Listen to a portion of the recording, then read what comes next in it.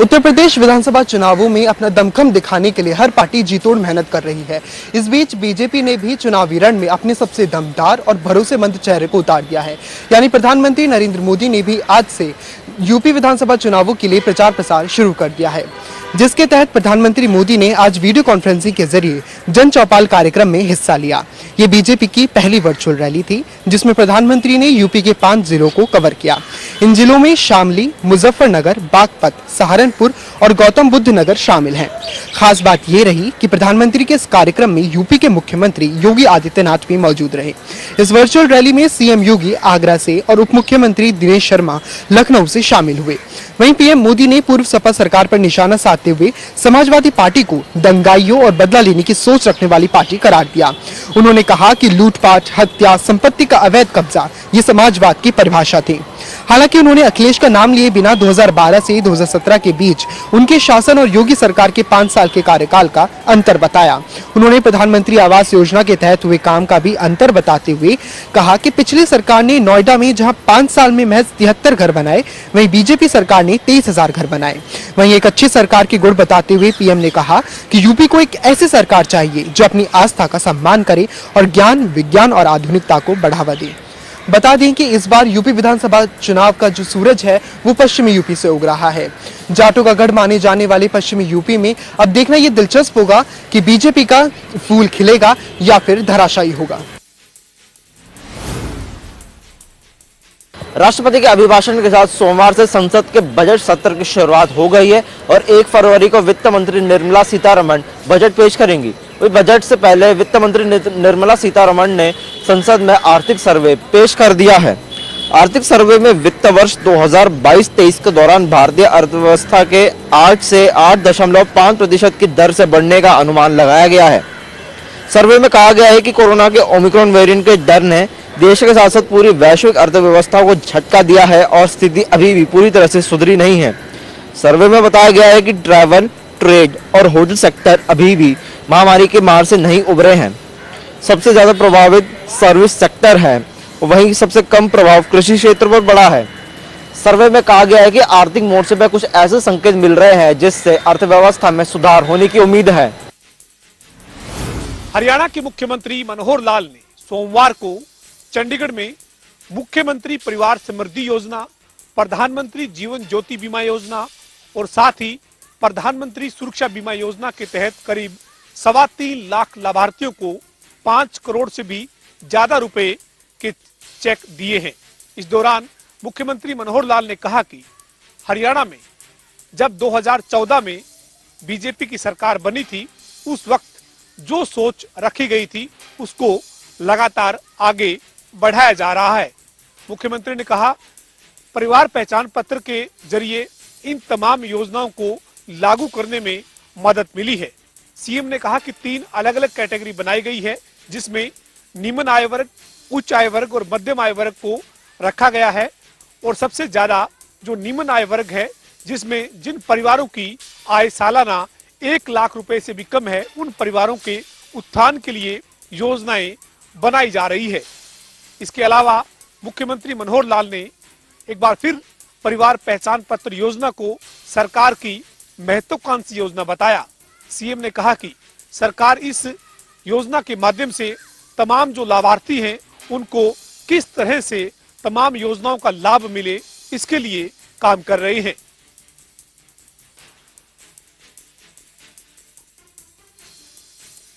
कल केंद्रीय सरकार पार्लियामेंट में 2022 से 2023 वित्तीय बजट पेश करने जा रही है। इसमें लोगों की काफी उम्मीदें जो है वो सरकार से जुड़ी हुई है, क्योंकि जिस तरह से बेरोजगारी बढ़ रही है, कोरोना के समय की बात करें तो काफी लोग जो थे वो बेरोजगार अपने घरों में बैठे हुए थे और जिस तरह से महंगाई लगातार बढ़ती जा रही है, तो ये भी लोगों की मेन समस्याएं हैं। तो लोगों को एक उम्मीद है कल जो पार्लियामेंट में केंद्रीय सरकार द्वारा जो बजट पेश किया जाएगा उसमें कहीं ना कहीं जो आम लोग हैं उनको राहत मिलेगी। जिस तरह से हमने लोगों से भी बात की, उनसे भी जाना कि कल जिस तरह से केंद्रीय सरकार द्वारा एक बजट पेश किया जाएगा उसमें सबसे ज्यादा जो लोगों की मांगे थी वो थी इनकम टैक्स, बेरोजगारी और बढ़ती हुई महंगाई। इस पर जो है हो सकता है कल सरकार की तरफ से एक राहत जो है आम लोगों को मिले। चुनाव आयोग की तरफ से आज 5 राज्यों में होने वाले चुनाव के संदर्भ में चुनावी रैलियों को लेकर एक बैठक की गई। इस बैठक में केंद्रीय स्वास्थ्य मंत्रालय के अधिकारी और राज्यों से संबंधित चुनाव अधिकारी भी मौजूद रहे। इस बैठक के बाद चुनाव आयोग ने कई बड़े फैसले लिए। एक एक करके हम आप तमाम दर्शकों को तमाम वो फैसले बताते हैं। पहला फैसला 11 फरवरी तक जो बड़ी रैलियां होती हैं, जो जनसभाएं होती हैं, जो बाइक रैली होती है, उन पर पूरी तरीके से रोक चुनाव आयोग के द्वारा लगाई गई है। दूसरा बड़ा फैसला जो चुनाव आयोग की तरफ से लिया गया है वह यह है कि जो इंडोर जो रैलियां होती थी उसमें 300 की बजाय अब 500 लोग जो है इंडोर जो है कैंपेनिंग करते जो है नजर आ सकते हैं। इसके अलावा जो तीसरा बड़ा फैसला जो है चुनाव आयोग की तरफ से लिया गया है वो डोर टू डोर कैंपेन को लेकर किया गया है। पहले डोर टू डोर कैंपेन में केवल 10 लोगों को इजाजत थी, लेकिन अब 20 लोग डोर टू डोर कैंपेन जो है करते हुए नजर आएंगे। इसके अलावा ओपन पब्लिक जो जनसभाएं होती हैं उसके लिए अब चुनाव आयोग की तरफ से 500 की जगह 1000 लोगों को जो है इजाजत दी गई है। ऐसे में तमाम जो पॉलिटिकल पार्टीज हैं उनकी नजर फिलहाल चुनाव आयोग पर टिकी हुई थी, लेकिन चुनाव आयोग ने प्रतिबंधित जो है कहीं ना कहीं जो है चुनावी रैलियों को किया है, लेकिन उसके साथ साथ कुछ छूट भी जो है चुनाव रैलियों के संदर्भ में या फिर कहें कि चुनाव प्रचार के संदर्भ में दी है। देश में कोरोना कहर थमने का नाम नहीं ले रहा है। बीते 24 घंटे में 2,09,000 से ज्यादा मामले सामने आए हैं और 959 लोगों की मौत हो गई है। अगर कोरोना से ठीक होने वालों की बात करें तो पिछले 24 घंटे में 2,65,000 से ज्यादा मरीज ठीक हुए हैं। देश में 18,31,000 केस अभी भी एक्टिव हैं। वहीं मौत का आंकड़ा 4,95,000 के पार पहुंच गया है। अगर हरियाणा की बात करें तो हरियाणा में कोरोना केस हर दिन कम हो रहे हैं। बीते 24 घंटे में 3,918 नए मामले सामने आए हैं और 17 लोगों की मौत हो गई है, जिसको लेकर स्वास्थ्य मंत्री अनिल विज का कहना है कि प्रदेश में कोरोना से घबराने की जरूरत नहीं है। प्रदेश सरकार कोरोना की तीसरी लहर से निपटने के लिए तैयार है। अस्पतालों में बेड और ऑक्सीजन की कोई कमी नहीं है। एक हफ्ते में मौसम अपने कई रंग दिखा चुका है, कभी तेज धूप तो कभी कड़ाके की ठंड। इसके साथ ही बारिश लोगों के लिए मुसीबत लेकर आती है। मौसम विभाग के अधिकारियों का कहना है कि अभी आने वाले दिनों में मौसम अपने कई रंग बदलेगा। आने वाले दिनों में कड़ाके की धूप भी निकल सकती है, वही मौसम ठंडा रहेगा। आने वाले दिनों में कोहरे से पूरी तरह निजात मिल सकती है। मौसम विभाग के अधिकारियों का कहना है कि स्नोफॉल, बरसात और ठंडी हवाओं पर काफी हद तक मौसम निर्भर है। ऐसे में यदि बरसात होती रही तो मौसम में ठंड महसूस की जाएगी। वहीं अगर पहाड़ी क्षेत्रों में स्नोफॉल हुआ तो मौसम में गलन बढ़ेगी। वहीं इस बीच ठंडी हवाएं चलती रहेंगी जो धूप खिलने के बावजूद भी ठंड का एहसास कराएंगे। बरसात की संभावनाओं को लेकर अधिकारियों का कहना है कि फिलहाल बरसात की कोई संभावना नहीं है, लेकिन 2 फरवरी के बाद बारिश हो सकती है। कुछ इलाकों में तेज बारिश होगी तो वहीं कई क्षेत्रों में हल्की बूंदाबांदी हो सकती है। बूंदाबांदी के बाद मौसम में एक बार फिर से ठंड और गलन महसूस की जाएगी। फिलहाल 2 दिनों तक मौसम में कुछ राहत महसूस की जा सकती है। पंजाब के मुख्यमंत्री चरणजीत सिंह चन्नी इस बार 2 विधानसभा सीटों से चुनाव लड़ने वाले हैं। रविवार को कांग्रेस पार्टी ने जो लिस्ट जारी की थी उसमें ये साफ हो चुका था कि पार्टी ने उन्हें श्री चमकौर साहिब और भदौर से प्रत्याशी बनाया है। सूत्रों की माने तो कांग्रेस मालवा से चन्नी को मैदान में उतारकर दलित वोट जोड़ना चाहती है। अब तक भदौर को आम आदमी पार्टी का गढ़ बनाया हुआ था। पिछले साल विधानसभा चुनाव में बराला की तीनों सीटों पर आम आदमी पार्टी ने जीत दर्ज की थी। भदौर सीट से मुख्यमंत्री चुनाव लड़ने का अवसर जिले की बाकी सीटों पर पड़ेगा। चन्नी के सहारे कांग्रेस आपके सियासी गढ़ को भेदना चाहती है।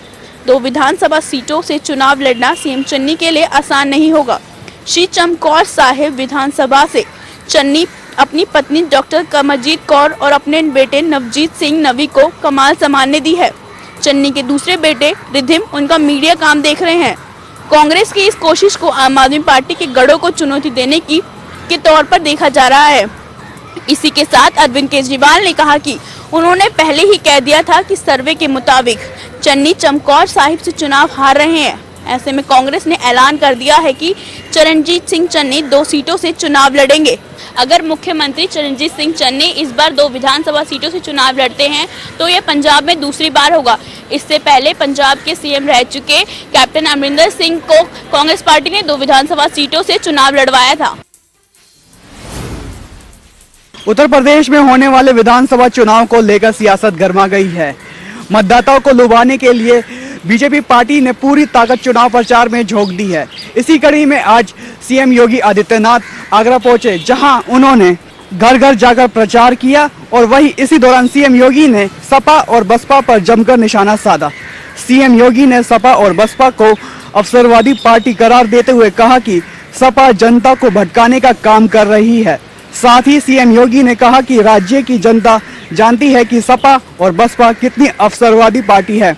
हमारी सरकार ने यूपी में विकास के लिए काम किए हैं। हम ये सब चुनाव विकास और राष्ट्रवाद पर लड़ रहे हैं। योगी ने कहा कि प्रदेश में पहले नौकरी के नाम पर लूट होती थी, लेकिन हमारी सरकार ने आकर ये सब बदला। उन्होंने कहा कि बीजेपी सरकार आस्था का सम्मान करती है। अब उत्तर प्रदेश में दंगे नहीं होते हैं। 1 फरवरी के दिन देश की वित्त मंत्री निर्मला सीतारमण बजट पेश करने जा रही हैं। इस बजट से पहाड़ी राज्य हिमाचल को कई उम्मीदें हैं। चूंकि हिमाचल इस साल चुनावी वर्ष में प्रवेश कर गया है, ऐसे में ये उम्मीद जताई जा रही है कि इस साल हिमाचल को कई सौगात मिले। सबसे पहली सौगात हिमाचल प्रदेश को ये मिल सकती है कि हिमाचल के लिए जीएसटी कंपनसेशन को 1 साल तक आगे बढ़ाया जा सकता है। अगर केंद्र सरकार की ओर से ऐसा किया जाता है तो प्रदेश सरकार को हर साल पड़ने वाला 3600 करोड़ रुपए का अतिरिक्त बोझ खत्म हो जाएगा। इसके अलावा बीते 30 सालों से कछुए की चाल में चल रहा रेल लाइन का काम भी हिमाचल प्रदेश में लंबे समय से एक चर्चा का मुद्दा रहा है। अगर केंद्र सरकार इसे अपने बजट में शामिल कर लेती है तो ये रेल लाइन का विस्तार भी जल्द से जल्द हो सकेगा। इसके पीछे की एक वजह यह भी है कि हिमाचल प्रदेश में रेल लाइन का काम सामरिक दृष्टि से भी बेहद महत्वपूर्ण है। बीते दिनों मुख्यमंत्री जयराम ठाकुर ने भी वित्त मंत्री निर्मला सीतारमण से मुलाकात की। इस मुलाकात के दौरान मुख्यमंत्री जयराम ठाकुर ने मंडी के इंटरनेशनल एयरपोर्ट को लेकर भी अपना मुद्दा सामने रखा है। अगर केंद्र सरकार की ओर से इंटरनेशनल मंडी एयरपोर्ट को लेकर बजट आवंटित कर दिया जाता है तो इससे हिमाचल प्रदेश को बड़ा फायदा होगा। प्रदेश सरकार ने वित्त मंत्री के सामने जो पक्ष रखा है उसमें स्पष्ट किया गया है कि इंटरनेशनल मंडी का एयरपोर्ट सामरिक दृष्टि से भी बेहद महत्वपूर्ण रहने वाला है। इसके अलावा बात अगर हिमाचल प्रदेश की अन्य मांगों की जाए तो हिमाचल प्रदेश में बागवानों का मुद्दा भी लंबे समय से चर्चा का विषय है। बागवान चाहते हैं कि हिमाचल प्रदेश में विदेश से आने वाले सेब पर इंपोर्ट ड्यूटी 100% तक बढ़ाई जाए ताकि हिमाचल प्रदेश के सेब को देश भर में पहचान मिल सके। हिमाचल इस साल चुनावी साल में जा रहा है, लेकिन देखने वाली बात यह होगी कि 1 फरवरी के दिन केंद्र सरकार की ओर से पेश बजट में पहाड़ी राज्य को कुछ मिलेगा या फिर पहाड़ के हाथ खाली रह जाएंगे। सामाजिक कार्यकर्ता अन्ना हजारे ने महाराष्ट्र सरकार के सुपरमार्केट में शराब की बिक्री की अनुमति देने के फैसले का कड़ा विरोध किया है। उन्होंने महाराष्ट्र सरकार के इस फैसले को दुर्भाग्यपूर्ण बताया है। ज्ञात हो कि कुछ दिन पहले ही महाराष्ट्र सरकार ने सुपरमार्केट और वॉक इन स्टोर्स को ग्राहकों को शराब की बेचने की अनुमति दी थी। गुरुवार को कैबिनेट की बैठक में यह फैसला लिया गया। राज्य सरकार ने कहा कि इस कदम से शराब उद्योग को बढ़ावा मिलेगा और यह सुनिश्चित होगा कि किसानों को उनकी उपज का सही मूल्य मिले। हालांकि सरकार के इस फैसले की कई लोगों ने आलोचना भी की। उन्होंने कहा कि नशा मुक्ति की दिशा में काम करना सरकार का कर्तव्य है, लेकिन मुझे ये देखकर दुख होता है कि ये वित्तीय लाभ के लिए निर्णय ले रही है, जिसके परिणाम स्वरूप शराब की लत लगेगी। वरिष्ठ सामाजिक कार्यकर्ता अन्ना हजारे ने सुपरमार्केट में शराब की बिक्री की अनुमति देने के राज्य सरकार के फैसले पर तीखी प्रतिक्रिया व्यक्त की है। उन्होंने कहा, यह फैसला दुर्भाग्यपूर्ण है। अगर हम किसानों के हितों की ही देखभाल करना चाहते हैं तो हमें उनकी फसलों के लिए गारंटीकृत मूल्य देना होगा। अन्ना हजारे ने कहा कि एक तरफ राज्य सरकार कह रही है कि ये फैसला किसानों के हित में लिया गया है, अब ये फैसला इस राज्य को कहां ले जाएगा, ये असली सवाल है। बेमौसम हुई बारिश की वजह से जहां एक तरफ किसानों में फसलों को लेकर चिंता का माहौल है, तो वहीं दिल्ली सरकार दिल्ली के किसानों के लिए खुशखबरी लेकर आई है। जी हां, दिल्ली कैबिनेट ने ये फैसला किया है कि ऐसे किसानों को 20,000 एकड़ के हिसाब से मुआवजा राशि दी जाएगी और उन्हें जल्द ही चेक प्रदान किया जाएगा। आपको बता दें कि जिन किसानों की फसलें बारिश की वजह से खराब हुई हैं, उन्हें 29,000 एकड़ के कृषि क्षेत्र पर करीब 53 करोड़ रुपए मुआवजा राशि दी जाएगी। छत्तीसगढ़ के मुख्यमंत्री आज पंजाब कांग्रेस के प्रचार के लिए चंडीगढ़ में पहुंचे। इस दौरान वह मोहाली में भी गए और वहां पर उन्होंने घर घर संपर्क करा। इससे पहले उन्होंने चंडीगढ़ में मीडिया से रूबरू होते हुए भाजपा सरकार पर निशाना साधा और कहा कि जब भाजपा सरकार सत्ता में आई थी तब उन्होंने लोगों से वादे किए थे कि वह उनकी आमदनी को दोगुना करेंगे और इसके साथ ही महंगाई को कम करेंगे, लेकिन आज इसके उल्टा होता ही नजर आ रहा है। इसके साथ ही उन्होंने एक बुकलेट भी लॉन्च की जिसका नाम महामहंगाई भाजपा लाई है। इसके साथ ही उन्होंने ये भी कहा कि मोदी सरकार जमाखोरी और कालाबाजारी को रोकने के नाम पर मुंह पर पट्टी बांध कर बैठी है। डबवाली के पंजाब सीमावर्ती सेमनाला टूटने से कई सौ एकड़ फसल जलमग्न हो गई है, तो वहीं पर 20 से ज्यादा ढानियां डूबने की वजह से रेस्क्यू कर लोगों को सामान के साथ बाहर निकाला जा रहा है। अल सुबह ही सेमनाला टूटने की वजह से पानी का बहाव तेज हुआ और कई सौ एकड़ में जो फसल है वो डूबने से बर्बाद हो गई। वहीं पर ग्रामीणों का आरोप है कि प्रशासन को अल सुबह से ही चेताया गया था, लेकिन प्रशासन की ओर से बांध को बांधने के लिए कोई भी प्रशासनिक तौर पर कदम नहीं उठाया गया। वहीं पर अब ग्रामीणों की ओर से प्रशासन से जल्द स्पेशल गिरदावरी करवाकर खराब हुई फसल व ढानियों के मुआवजे की मांग की गई है। वहीं पर मौके पर पहुंचे सिरसा से डीसी और डबवाली एसडीएम ने मौके का तमाम अधिकारियों के साथ पहुंचकर मुआयना किया और बांध पर जाकर तुरंत प्रभाव से जेसीबी लगाकर बांधने का कार्य शुरू करवाया गया है। वहीं पर प्रशासन की ओर से लोगों को एक सप्ताह के भीतर स्पेशल गिरदावरी करवाकर उच्च अधिकारियों को रिपोर्ट सौंपने का भी आश्वासन दिया गया है। आपको बता दें कि पंजाब के पटियाला जलंधर से होकर ये जो फ्लडी पानी और कल कारखानों के पानी का जो नाला है वो डबवाली में आकर समाप्त हो जाता है, जहां पर ओवरफ्लो होने की वजह से बताया जा रहा है कि बांध टूटा और उसके बाद इस पानी ने कई सौ एकड़ फसल को अपनी चपेट में लिया। वहीं पर गांव जोगेवाला में भी आसपास की ढानियां डूबने और इसके साथ साथ गांव में पानी पहुंचने से लोग काफी परेशान दिखे, जहां पर लोगों ने अपने ही स्तर पर गांव को डूबने से बचाने के लिए बांध बनाने का काम शुरू किया गया है। हिमाचल प्रदेश में मौसम एक बार फिर से करवट लेने वाला है। दरअसल 2 फरवरी से एक पश्चिमी विक्षोभ पूरे हिमाचल प्रदेश में सक्रिय हो रहा है। मौसम विज्ञान केंद्र शिमला के अनुसार ये विक्षोभ 2 फरवरी को सक्रिय होगा, जिसके चलते 2 फरवरी को मैदानी इलाकों में बारिश तो वहीं ऊंचाई वाले क्षेत्रों में बर्फबारी का अनुमान लगाया गया है। वहीं मौसम विज्ञान केंद्र शिमला के अनुसार 3 फरवरी को बर्फबारी और बारिश का येलो अलर्ट भी जारी किया गया है। वहीं मैदानी क्षेत्रों की बात करें तो मैदानी क्षेत्रों में 4 फरवरी से मौसम साफ बना रहेगा। हालांकि ऊंचाई वाले क्षेत्रों में बर्फबारी देखने को मिल सकती है। सरकार की वादा खिलाफी के विरोध में आज किसानों ने यमुनानगर में मनाया विश्वास का दिवस। किसानों ने कहा कि 1 साल से लंबे समय तक उनका आंदोलन चला, जिसके बाद सरकार द्वारा कृषि कानूनों को वापस लिया गया था, लेकिन जिस प्रकार से कई और मांगे थी, एमएसपी की गारंटी की बात हो या इस प्रकार की कई अन्य और मांगे थी, उस पर सरकार द्वारा आज तक कोई भी कार्रवाई नहीं की गई, जिसके चलते संयुक्त किसान मोर्चा द्वारा ये निर्णय लिया गया था कि आज के दिन पूरे देश भर में जो है विश्वास का दिवस मनाया जाएगा। उसी के चलते उनका कहना था कि संयुक्त किसान मोर्चा के बैनर तले यमुनानगर के अंदर किसान जो है एक जगाधरी अनाज मंडी गेट पर इकट्ठा हुए और उसके बाद उन्होंने प्रधानमंत्री नरेंद्र मोदी का पुतला फूंका। उन्होंने कहा कि सरकार अब भी नहीं जागी तो आने वाले समय में और बड़ा आंदोलन हो सकता है, इसलिए सरकार जल्द से जल्द किसानों की बात सुने और इस तरीके से जो किसानों के साथ धोखा किया है सरकार उसको जो है बदले और किसानों की बात को माना जाए। मनाली में बीते हफ्ते हुई बर्फबारी के बाद यहां के हिल स्टेशनों में बर्फ की मोटी चादर बिछी हुई है, जिसे देखने के लिए यहां पे प्रतिदिन सैकड़ों सैलानी का जमावड़ा लग रहा है और साथ ही साथ जो मनाली का जो टूरिज्म का जो व्यापार है वो भी ठीक चमकने लगा है। और जिस तरह से मौसम विभाग ने ये कहा है कि आने वाले 2 दिन के बाद एक बार फिर से हिमाचल के ऊपरी इलाकों में बर्फबारी होगी, तो इससे और भी उम्मीद जताई जा रही है कि और भी सैलानी जो है यहाँ पे जुटेंगे। शिव और शक्ति के आपने अनेकों मंदिर देखे होंगे, दर्शन भी किए होंगे, मगर आज हम आपको मंडी जिला के बाबा भूतनाथ मंदिर के दर्शन करवाएंगे, जहां हर तारा रात्रि की रात को जो शिवलिंग है उस पर मक्खन का लेप किया जाता है। मान्यता यह है कि इस दिन से शिव भोलेनाथ की जो शादी की तैयारियां हैं वो शुरू कर दी जाती है।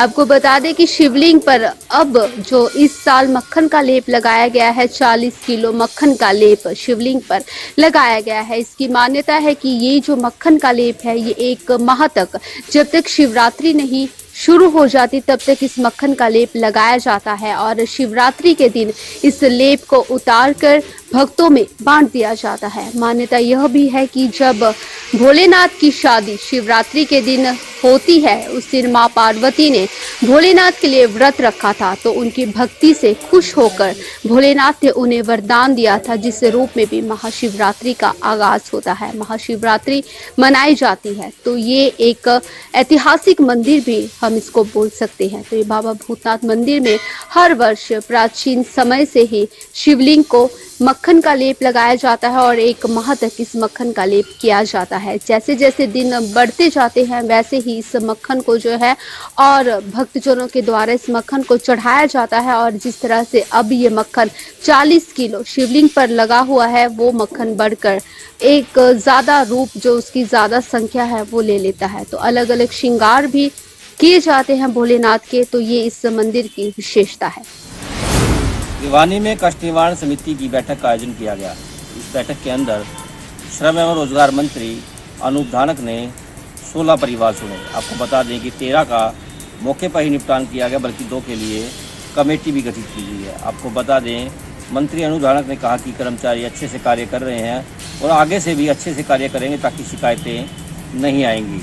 वहीं उन्होंने डाडम मामले में भी बोलते हुए कहा कि इस मामले में खनन मंत्री कार्रवाई कर रहे हैं, उनकी कमेटी जल्द ही इस मामले में जो भी दोषी होगा उसके खिलाफ कार्रवाई करेगी। वहीं 5 राज्यों के चुनाव पर बोलते हुए उन्होंने कहा कि जो भी वहां विकास जिन लोगों ने करवाया है उनकी सत्ता फिर से लौटेगी। हरतिया में चोर हुए बेखौफ। चोरी की घटनाएं दिनों दिन घट रही हैं। पुलिस की गश्त के बावजूद भी चोर चोरी की घटनाओं को अंजाम दे रहे हैं और चोरी की घटनाओं में दिनों दिन बढ़ोतरी हो रही है। वहीं बीती रात टोहाना रोड के सामने श्रवण इलेक्ट्रॉनिक्स की दुकान को चोरों ने निशाना बनाया। सारी रात पुलिस की गश्त होने के बावजूद भी चोरों ने श्रवण इलेक्ट्रॉनिक्स से लाखों रुपए के इलेक्ट्रॉनिक्स के पार्ट चुराए। सुबह सूचना के बाद पुलिस मौके पर पहुंची और सीसीटीवी फुटेज खंगालने में लगी हुई है। दुकान मालिक ने बताया कि शाम 7 बजे वह दुकान बंद कर गया था। सुबह जैसे ही दुकान खोली तो सीढ़ियों में पत्थर टूटा पाया तो पता चला कि लाखों रुपए की दुकान में चोरी हुई है। वहीं लोगों में पुलिस के प्रति भारी रोष देखने को भी मिला। वर्ष 2015 में बावल की रैली में मुख्यमंत्री ने इस जिले को एक नायाब तोहफा दिया था। उन्होंने घोषणा की थी कि यहाँ मनेठी में जल्द ही एम्स का निर्माण किया जाएगा। जैसे ही ये घोषणा हुई तो यहाँ एक खुशी की लहर दौड़ गई, लेकिन यह खुशी की लहर पिछले 6 वर्षों में कहीं ना कहीं धीमी पड़ती नजर आ रही है। सबसे पहले मनेठी गांव के लोगों ने यहाँ एम्स के निर्माण के लिए 200 एकड़ जमीन दी थी, लेकिन वन सलाहकार समिति ने इस पर ऑब्जेक्शन लगाने के बाद मामला फिर खटाई में चला गया। लेकिन फिर उम्मीद जगी कि यहाँ निजी जो किसानों ने ई पोर्टल पर 200 एकड़ से अधिक जमीन अब रजिस्टर्ड कर दी है, तो लोगों को लग रहा था कि कहीं ना कहीं अब जल्दी ही एम्स का शिलान्यास होगा। लेकिन रफ्तार काफ़ी धीमी है। अब भी मामला जो है धीरे धीरे कहीं ना कहीं उम्मीद लोगों की टूटती दिखाई दे रही है।